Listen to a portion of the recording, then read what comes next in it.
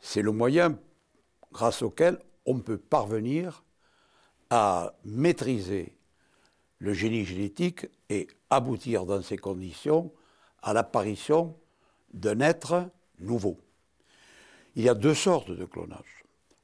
Il y a le clonage reproductif, d'une part, le clonage thérapeutique, d'autre part.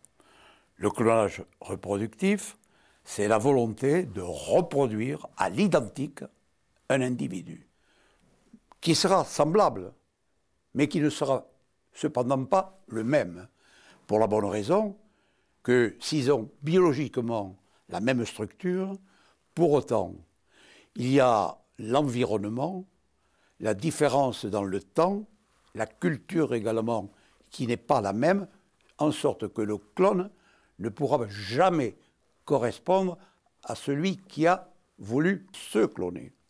C'est pourquoi c'est une illusion de penser que par le clonage, l'homme peut parvenir à l'immortalité.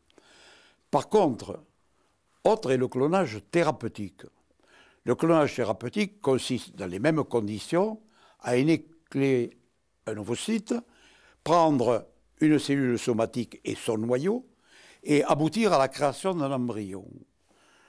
Cet embryon se développe jusqu'au stade du blastocyte, après quoi on a des cellules souches.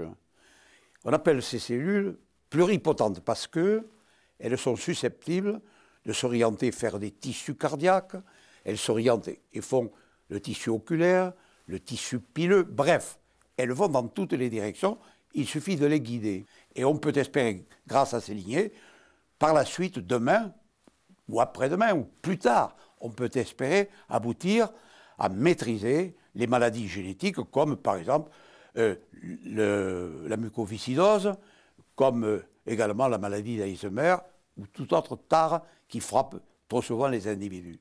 Alors, nous, au comité éthique, nous avons accepté le clonage thérapeutique, on a donné un avis, on a refusé le clonage reproductif. Actuellement, la loi française interdit le clonage thérapeutique, sauf exception, mais nous pensons qu'il faut quand même s'engager dans cette voie pour ne pas perdre trop de temps par rapport à nos concurrents étrangers, dans la mesure où précisément, à terme, à moyen terme, ou même peut-être très long terme, la médecine prédictive s'imposera et sera un salut.